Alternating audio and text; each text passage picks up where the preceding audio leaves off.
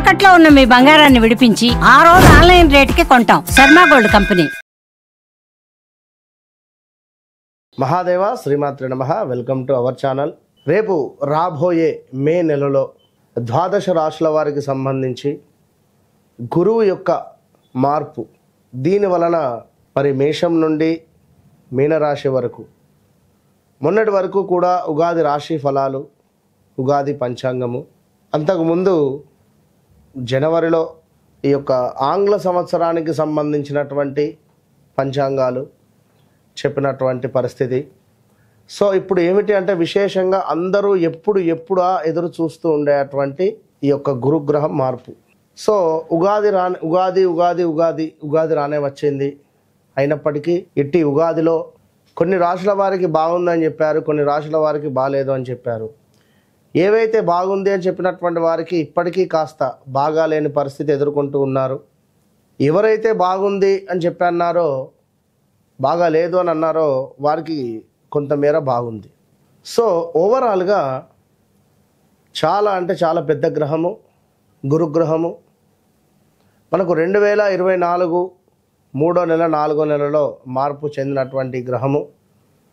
మరలా 2025లో మేలో 14వ తారీఖు రోజు తన యొక్క గమ్యాన్ని మార్చుకోబోతున్నది. మిథునంలోకి ప్రవేశం జరగబోతూ ఉన్నది. ప్రజెంట్గా ఇప్పుడు వృషభంలో ఉండేటువంటి గురుగ్రహము మిథున రాశిలోకి ప్రవేశించబోతూ ఉన్నది.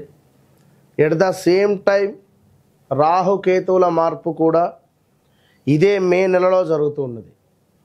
సో ఒక శనైశ్చరుడు మారడము, ఒక గురుగ్రహము మారడము ఎంత అవసరమో, ఎట్ ద సేమ్ టైం రాహువు కేతువు మార్పు వలన చాలా అంటే చాలా ఎక్సలెంట్ మార్పులు రాబోతున్నవి ఈ యొక్క ద్వాదశ రాశుల్లో. అందులో ముఖ్యంగా మేషరాశి, మీనరాశి, ఎట్ ద సేమ్ టైం సింహరాశి.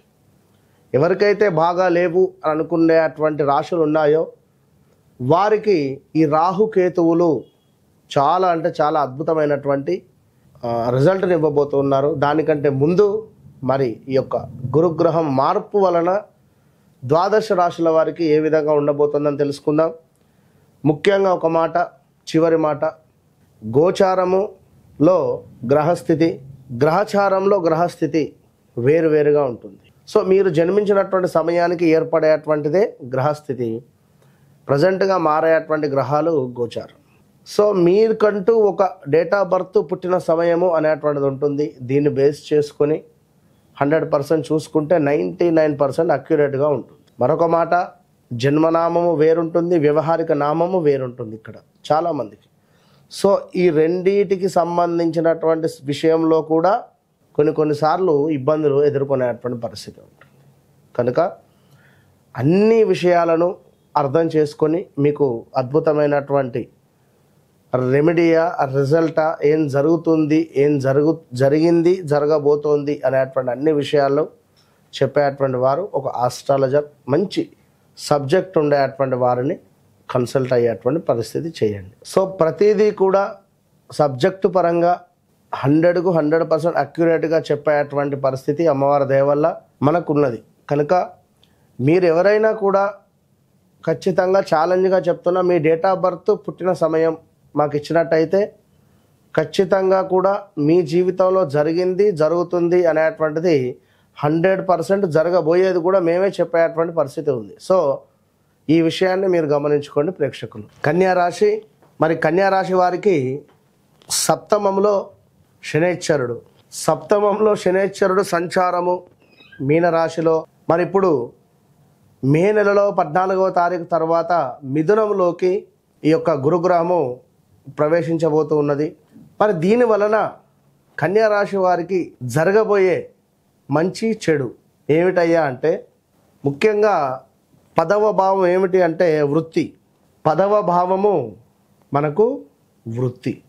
సో ఈ యొక్క వృత్తికి సంబంధించి ఎవరైతే మార్పులు చేర్పులు చెందాలి అని అనుకుంటున్నారో, మాకు అద్భుతమైనటువంటి జాబ్ రావాలి అని కోరుకుంటున్నారో, జాబ్లో ఉన్నతమైనటువంటి పదవిని కోరుకుంటున్నారో వారికి వచ్చే పరిస్థితి ఉంది.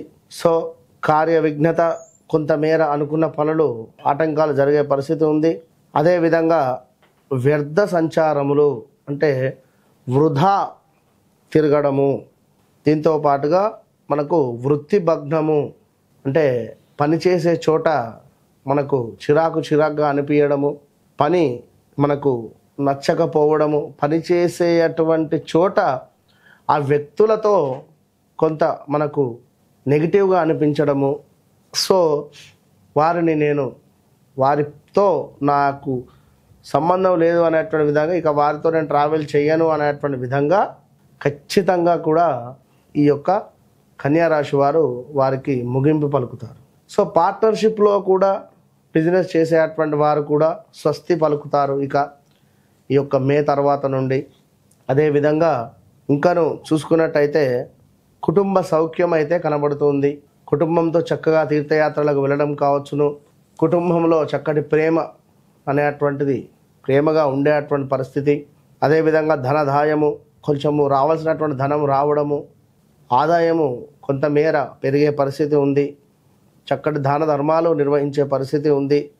అదేవిధంగా మనోనిబ్బరము కనబడుతుంది. అయితే గుండె ధైర్యము అధికంగా ఉంటారు. సంతృప్తికరంగా కూడా గోచరిస్తుంది. సో ఓవరాల్గా మనకు ఈ యొక్క కన్యా రాశి వారికి చూసుకున్నట్టయితే ఉద్యోగంలో మార్పిడి కనబడుతుంది. కుటుంబంతో ఆ మార్పిడి మంచిగానే ఉంది. సో కుటుంబంతో అన్యోన్యంగా ఉండేటువంటి పరిస్థితి ఉంది. సో మరొక విషయం ఏమిటి అంటే వర్క్ ప్రెషర్, కొంతమేర మనకు వర్క్ ప్రెషర్ పెరిగేటువంటి పరిస్థితి ఉంది. ఇక్కడ కూడా మళ్ళీ ఉద్యోగంలో మార్పిడి సమాధానం వస్తుంది. అనూహ్యమైనటువంటి ఆపదలు గోచరిస్తూ ఉన్నాయి. మీ బాస్ నుండి మీకు కొన్ని చివాట్లు కనబడుతున్నాయి, కొంత అగ్ని బాధ కనబడుతుంది. అదేవిధంగా కొంతమేర మనకు కొన్ని వస్తువులు దొంగతనానికి గురి అయ్యేటువంటి పరిస్థితి గోచరిస్తుంది. సో ఇంకనూ చూసుకున్నట్టయితే మనకు బంధుమిత్రులతో మనస్పర్ధలు గోచరిస్తూ ఉన్నాయి. కొన్ని వస్తువులు దొంగతనానికా లేదా మనము పోగొట్టుకోవడమా అంటే బైక్ యొక్క ఈఎంఐ కట్టక ఫైనాన్స్ వాళ్ళు గుంజుకొని పోవడము కూడా మనము వస్తువులను లాస్ అయ్యేటువంటి పరిస్థితి. సో ఓవరాల్గా కన్యా రాశి వారు తప్పకుండా చాలా జాగ్రత్తగా ఉండాలి. గురు సంబంధిత పారాయణం చేసుకోవాలి. కొంత కష్టంగా అనిపిస్తుంది పనిచేసే చోట. కొత్త జాబ్ కదా అని చెప్పి మనము సంతోషపడినప్పటికీ కొత్తగా వెళ్ళాం కదా, సో అక్కడ మళ్ళీ అందరూ పరిచయం అవ్వడం కానీ, ఆ యొక్క పరిచయాలు మనకు కొంత కొత్తగా అనిపించడము, అదేవిధంగా కొందరు మనల్ని ఒక రకంగా చూడడము, ఇలాంటివి కొన్ని మన చుట్టూ కూడా నెగిటివ్గా అనిపిస్తాయి. సో దీనివల్ల ఈ జాబ్ మానేయడమా అనేటువంటి ఆలోచన కూడా మనకు వస్తుంది. కనుక అలాంటి ఆలోచనలు ఏమీ పెట్టుకోకుండా కన్యా రాశి వారు మీకు జరగబోయేది మంచే అని అనుకోండి, జరగబోయేది మంచి మార్పే అనుకోండి. గురువు మీకు కొంతమేర అనుకూలంగానే ఉన్నాడు అనుకో. ఇక్కడ కన్యా రాశి వారికి ఎవరికైనా ఒకరికి భార్యాభర్తలలో హెల్త్ ప్రాబ్లం కూడా వచ్చే పరిస్థితి. అదేవిధంగా కన్యా రాశి వారికి సంబంధించినటువంటి తల్లికి కూడా కొంతమేర ఇబ్బందికరమైనటువంటి వాతావరణం ఉంది. సో కన్యా రాశి వారికి సంబంధించి అన్నదమ్ములకు, కన్యా రాశి ఎవరైతే ఉన్నారో వారి తమ్ముళ్ళకు కానీ చెల్లెళ్ళకు కానీ కొంత స్థాన చలనాలు, ప్రదేశ మార్పులు, హెల్త్ రిలేటెడ్ ఇష్యూస్ కూడా రాబోతుంది. సో ఓవరాల్గా ఈ యొక్క కన్యా రాశి వారు ఈ యొక్క గురువు యొక్క అనుగ్రహం పొందాలి అనుకుంటే దత్తాత్రేయ స్వామి యొక్క క్షేత్రంకి వెళ్ళి ఒకరోజు అక్కడ నిద్రపోండి, చక్కగా స్నానాది కార్యక్రమాలు చేసుకోండి. ఇక్కడ కూడా మీ దగ్గరలో దత్తాత్రేయ స్వామి కానీ దక్షిణామూర్తి కానీ దేవాలయాలు ఉన్నట్టయితే ప్రతి గురువారం ఒక 9 గురువారాలు వెళ్ళండి, వెళ్ళి లేదా 12 గురువారాలు వెళ్ళండి, వెళ్ళి చక్కగా కూడా అభిషేకాది కార్యక్రమాలు చేసుకోండి, అర్చనాది కార్యక్రమాలు చేసుకోండి. ఎల్లో రంగులో ఉండేటువంటి వస్త్రాలను సమర్పించండి, ఎల్లో రంగులో ఉండేటువంటి అరటి పళ్ళను స్వామికి నివేదన చేయండి. మంచి ఫలితం ఉంటుంది. All the best.